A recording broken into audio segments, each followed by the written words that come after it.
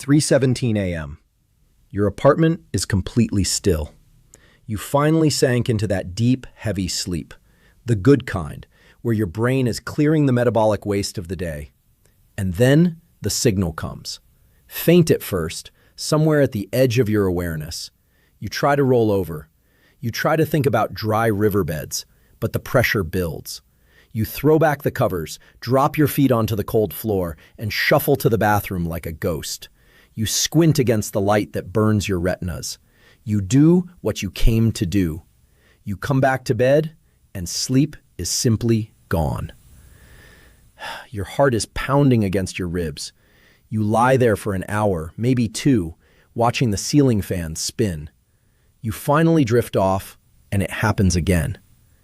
This is happening to 40 million adults over 60 every single night. And here is what nobody is telling you at your doctor's appointment. In 80% of these cases, your bladder is completely healthy. It is not the problem. The pills, the supplements, the herbal blends you've been taking for your prostate or your bladder, they are aimed at the wrong organ entirely. Subscribe to Dr. Ethan Reed right now and hit that like button. It takes 5 seconds. We are building this channel on one principle. The system makes money when you stay sick, not when you get better. What I'm about to tell you, nobody in a clinic waiting room is going to say. My name is Dr. Ethan Reed. I have spent 2 decades studying nocturnal physiology and cardiovascular aging at university medical centers. If you are over 60, this message could literally save your life from a heart attack that happens at 4 a.m. or a fall that breaks your hip and ends your independence. Let me be direct with you. The phrase, "it's just age," is a lie. It is a dangerous illusion, and it needs to be shattered right now. Getting up at night to urinate is not normal. Not at 60, not at 70, not at 80. A healthy body is built differently. Tonight you will learn why your legs are the real culprit and the exact protocol to stop the fluid flood that is destroying your sleep and silently stressing your heart. During the day, gravity pulls fluid downward into the soft tissues of your legs, up to 2 liters, pooling like water in the basement of a building. When we are young, our veins behave like strong elastic tubes with valves that snap shut and hold that fluid against gravity. But after 60, those valves leak like worn faucet washers. Fluid seeps into the connective tissue of your calves and ankles, invisible to the eye, slowly accumulating hour by hour. When you lie down flat, gravity no longer holds that fluid down.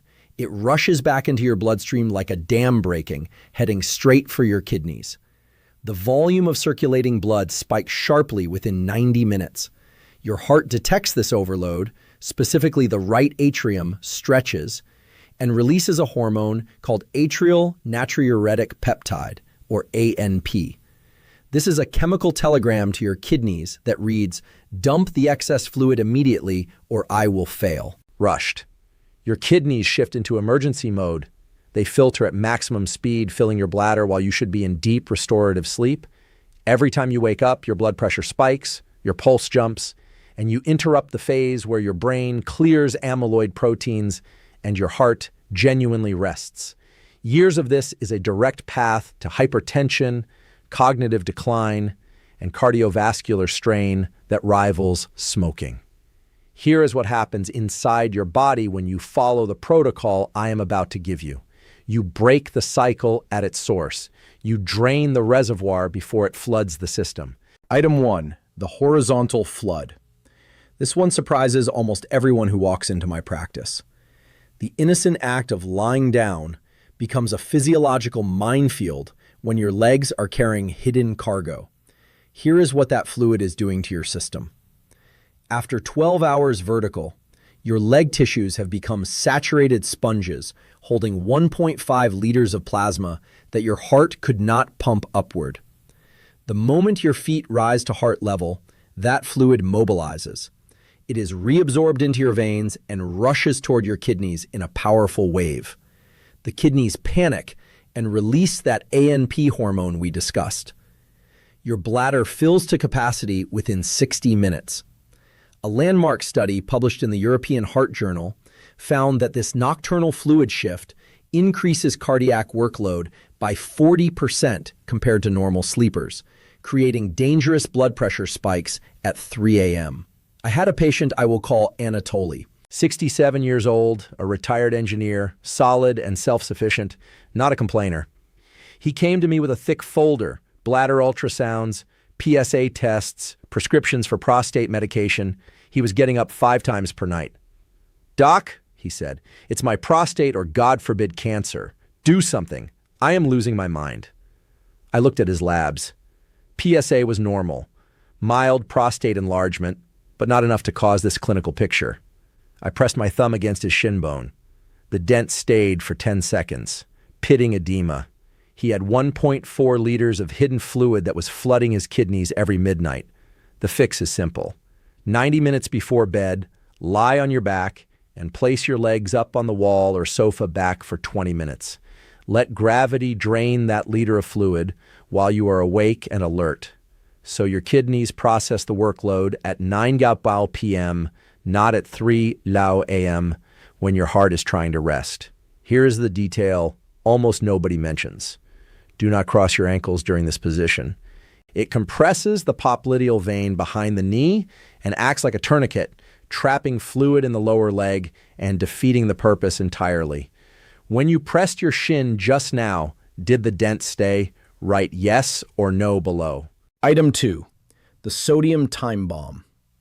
You believe you are eating clean, but this dinner habit is programming your kidneys to work the night shift without permission. Here is what happens when you eat that sandwich with cheese or that bowl of soup at 7:30 p.m. Sodium enters your bloodstream. Your body immediately activates osmotic defense. It holds water to dilute the salt concentration. You feel fine initially because the water is locked in your vessels. But at 1 a.m., your kidneys detect the accumulated sodium and begin emergency excretion. Sodium acts like a molecular magnet. It pulls water behind it. To flush 1 gram of excess sodium, your kidneys must process significant fluid volume. You wake up desperate, not because you drank too much water, but because you are eliminating last night's dinner. Research published in Hypertension demonstrated that restricting sodium after 6 p.m. reduced nocturnal bathroom trips by 2.1 episodes per night in adults over 60, while simultaneously lowering morning blood pressure by 12 points systolic. Margaret, 64, a former librarian, told me, "Doctor, I barely touched the salt shaker." But her dinner was tomato soup and whole grain crackers, foods that hide sodium behind fat and flavor compounds. Her blood pressure was spiking to 165/95 at 3 a.m. during these bathroom trips. She was one slippery floor away from a hip fracture that would end her independence in a nursing home. The fix: eliminate all processed sodium after 6 p.m. No bread, no cheese, no cured meats, no restaurant leftovers. If you need a snack before bed, choose potassium-rich foods like half a banana or unsalted almonds, which help your body process fluid without triggering the sodium cascade. Most people get this wrong. They think low sodium means bland food. Use lemon juice and fresh herbs after 6 p.m. The citrate in lemon actually helps prevent kidney stones while you sleep, giving you double protection. What time did you eat dinner last night? Drop the time below. Item 3. The alcohol deception. That nightcap you believe helps you sleep harder is actually one of the most powerful blockers of your antidiuretic hormone, chemical sabotage against your own brain. Here is what happens inside your physiology when you drink whiskey, wine, or beer at 9 p.m. Alcohol suppresses vasopressin, the factory manager hormone that signals your kidneys to enter economy mode and concentrate urine. Under alcohol's influence, your brain simply does not send the order. Your kidneys run at full filtration speed with no restriction applied. Yes, the sedative effect may allow you to sleep through the first urge, but the bladder keeps filling until the second urge becomes painful and impossible to ignore. Your sleep quality is profoundly degraded, with no deep restorative slow-wave sleep occurring at all. The Journal of Urology published findings showing that even moderate evening alcohol consumption increases nocturnal urine production by 52% in men and women over 60, while reducing sleep architecture quality by 60%. Robert, 71, a widower, insisted his single beer helped him sleep through the night. He was waking twice nightly, sweating, heart racing, his bladder traumatically full each time. The stretching was damaging his bladder wall's elasticity. When he stopped the beer for 3 nights, his sleep apnea improved and his nighttime trips dropped to 0. He had been poisoning his own sleep architecture for years, believing he was relaxing. The fix is straightforward. 0 alcohol within 3 hours of sleep. Replace it with 4 ounces of tart cherry juice diluted in water, which naturally boosts melatonin without suppressing vasopressin. Here is the insider tip. If you must drink alcohol for a social event, consume it with a large glass of water and elevate your legs for 30 minutes afterward to accelerate clearance before bed. This combination mitigates approximately 70% of the nocturnal diuretic effect. Be honest. How many nights this week did you have a drink after 8 p.m.? Write the number below. Item 4. The pelvic floor collapse. You have been doing Kegels incorrectly for years, and it is making your bladder hypersensitive, crying wolf every time you roll over in bed. Here is what is happening to your support system after 60. The pelvic floor muscles weaken from collagen loss and decades of gravitational pressure. When you cough, sneeze, or roll over, the bladder drops slightly. If the pelvic floor cannot provide a muscular shelf to support it, the bladder wall stretches prematurely. Nerve endings fire a false alarm of desperate urgency. You feel you will not make it to the toilet, but when you arrive, only a few drops emerge. This is not a bladder capacity problem. It is a mechanical support failure.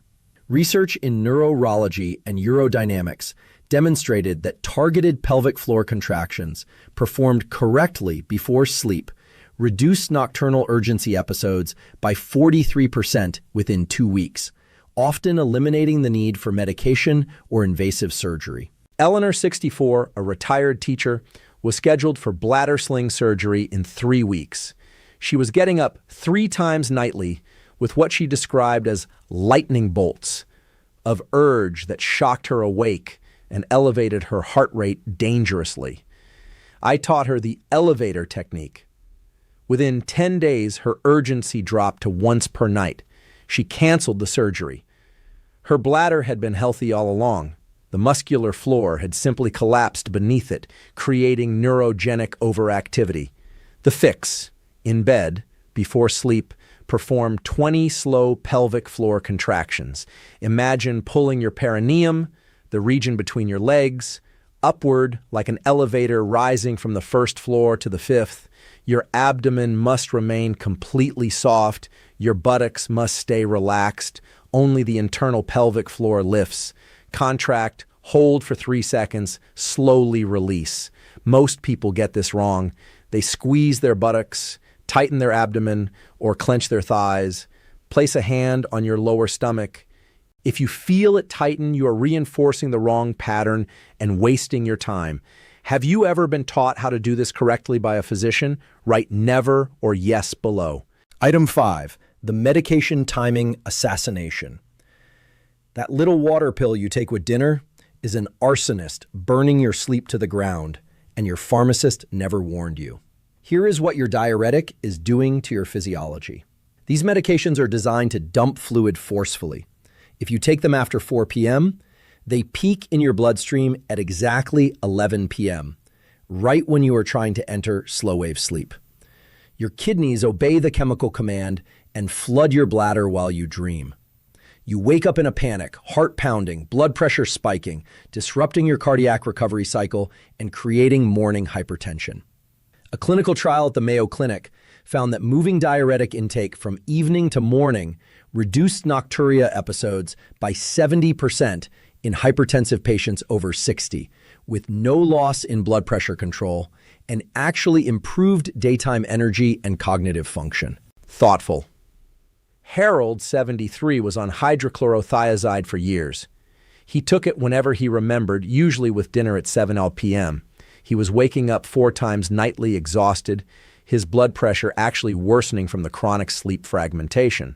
We moved his pill to 7 a.m. with a phone alarm. Within 48 hours, he slept 6 hours straight for the first time in a decade. His morning blood pressure improved by 15 points systolic without increasing his medication dose.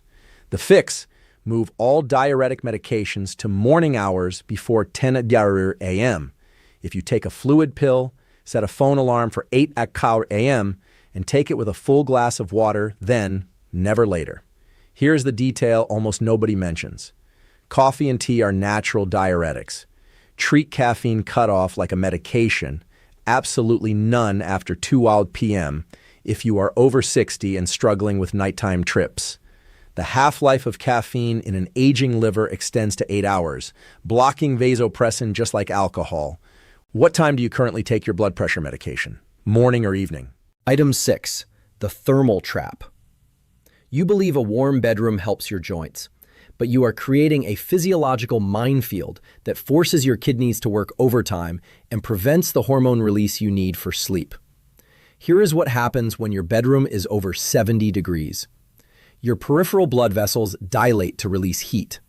Fluid that was trapped in your leg tissues suddenly enters circulation more easily through these opened channels. Your core temperature must drop slightly for vasopressin release to occur. This is non-negotiable for kidney economy mode. A hot room prevents this drop. Your kidneys stay active. You wake up soaked in sweat with a full bladder, confused, dehydrated, and stressed.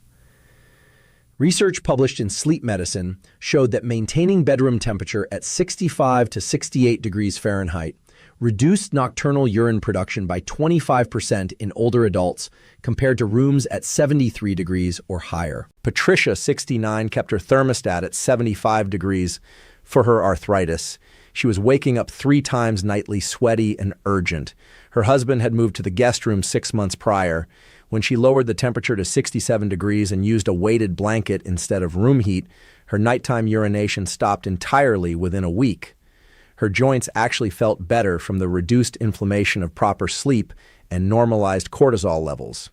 The fix: set your thermostat to 67 degrees Fahrenheit tonight. Use breathable cotton pajamas. If you are cold, add blankets, not room heat. Your sleep architecture depends on that core temperature drop to trigger vasopressin release. This works because cold exposure activates brown adipose tissue, which helps regulate fluid balance through different hormonal pathways than temperature regulation alone, giving you a metabolic advantage while you sleep. What temperature do you keep your bedroom at? Drop the number below. Here's your complete nighttime protocol. This is the prescription I give to patients in my clinic who are desperate and sleep deprived. Follow this exactly. At 6 p.m., eat your final meal. 0 processed salt, no bread, no cheese, no deli meat, no restaurant leftovers. At 7 p.m., take a 10-minute walk even inside your house. Activate the calf muscle pump, the second heart, to push fluid upward before it pools. At 8:30 p.m., final fluid intake. Only small sips after this if genuinely thirsty, no more than 4 ounces total. At 9:30 p.m., lie down. Place your legs up the wall or sofa back for exactly 20 minutes. Drain the daytime fluid while you are awake. You may urinate during or right after this. This is the point. You are wringing out your legs before sleep. At 9:55 p.m., empty your bladder completely. Do not rush. Relax the pelvic floor fully. At 10 p.m., perform 20 Kegel contractions in bed. The correct way: abdomen soft, perineum lifting like an elevator. At 10:15 p.m., lights out, room temperature at 67 degrees, no exceptions. This routine reduces nocturnal urine volume by up to 60% according to composite research from the National Institute on Aging. It requires exactly one thing: consistency. You can start this tonight, not next week, tonight. The horizontal flood, the sodium time bomb, the alcohol deception, the pelvic floor collapse, the medication timing assassination, the thermal trap. Each one alone can destroy your sleep and silently damage your cardiovascular system. Each one alone can send your blood pressure to dangerous levels at 3 a.m. Together, they create a perfect storm that ages your brain, stresses your heart, and steals your independence through fall risk and cognitive decline. But this is not fate. This is not getting old. This is preventable physiology. You now hold the blueprint to stop it. Your bladder has been working for you for 6 decades without complaint. It has filtered your blood, removed toxins, and kept you alive through every challenge. It is not your enemy. It is a loyal messenger telling you that fluid is moving wrong, that gravity has become your adversary, that your hormones need your support. Your heart has been beating for you for decades without asking anything in return. Start giving it the uninterrupted sleep it needs to repair itself. Start giving your brain the deep rest it needs to clear the plaques that lead to dementia. Take control tonight. Your dignity, your memory, and your independence will thank you when you wake up at 7 a.m. refreshed, having slept through the night like your body was designed to do. Subscribe to this channel right now. Every week, I share life-saving health information explained clearly for adults over 60 who are tired of being dismissed as just aging or prescribed pills for the wrong organs. Hit the like button. It helps this message reach others who are stumbling to the bathroom right now in the dark, alone and exhausted, thinking they have no choice. Comment below. Write, "I am sleeping through tonight," if you commit to trying the leg elevation exercise this evening. I read every comment, and your commitment helps others find the courage to try. Share this video with a partner, a parent, or a friend who is over 60 and suffering. You may never know whose fall you prevent, whose heart attack you avert at 4 a.m., or whose cognitive decline you slow down simply by helping them sleep deeply again. I am Dr. Ethan Reed, and I will see you in the next video.